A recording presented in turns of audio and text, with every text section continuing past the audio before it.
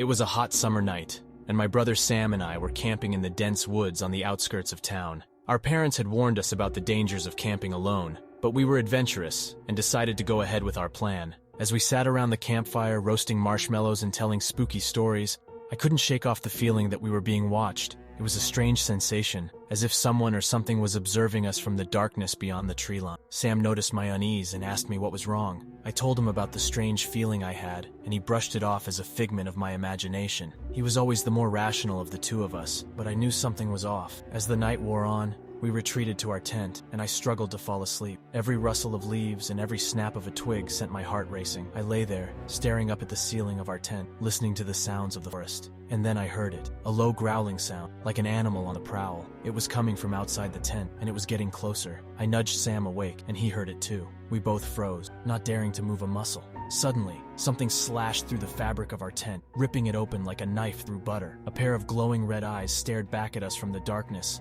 and we both screamed in terror. We scrambled out of the tent and ran towards the safety of our car, but the creature was too fast. It chased us through the woods, snarling and snapping at us. We could feel its hot breath on our necks, and we knew we were in grave danger. We finally made it to the car and drove away, not daring to look back. We didn't speak a word to each other the entire ride home, too traumatized by what we had just experienced. The next day, we returned to the campsite with our parents and the police, but there was no sign of the creature. We searched the woods for hours, but all we found were some deep claw marks on the trees and the torn remains of our tent. To this day, Sam and I never spoke about that night. We both knew what we had seen, but it was too terrifying to put into words. We never went camping alone again, and we made sure to always stay close to civilization. But every once in a while, I still feel those red eyes watching me in the darkness, and I know that whatever it was that chased us through the woods that night was not human.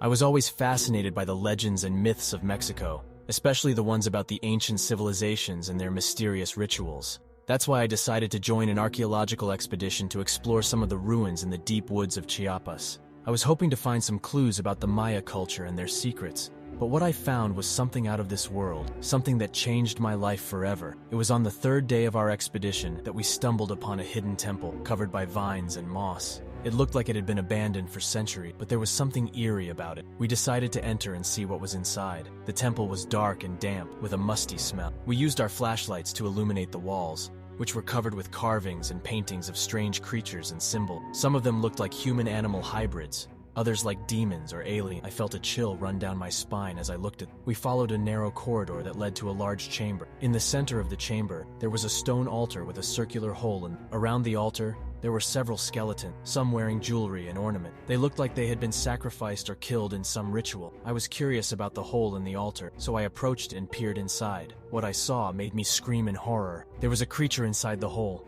a creature that defied all logic and reason. It had a human-like torso, but its limbs were twisted and deformed. It had no eyes, no nose, no mouth, only a mass of tentacles that writhed and squirmed. It was covered with scales and spikes, and it emitted a foul stench. It sensed my presence and turned its head towards me. It made a sound that was like a mix of a hiss and a growl. It reached out with one of its tentacles and grabbed my arm. I felt a sharp pain as it pierced my skin and injected something into my veins. I tried to pull away, but it was too strong. It pulled me closer to the hole, as if it wanted to drag me inside. I screamed for help, but no one heard me. The others were too far away, exploring other parts of the temple.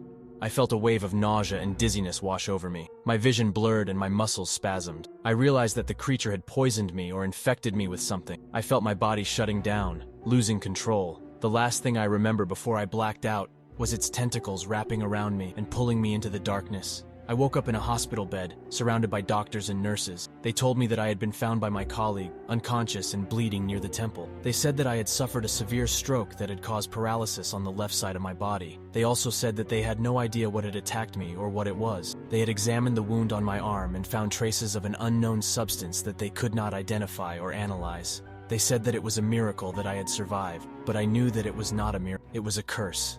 I knew that the creature was still alive, still inside the temple, waiting for another victim. I knew that it had marked me somehow, that it had a connection with. I knew that it would haunt me for the rest of my life. I wish I had never gone to the woods deep in Mexico. I wish I had never seen that thing out of this world.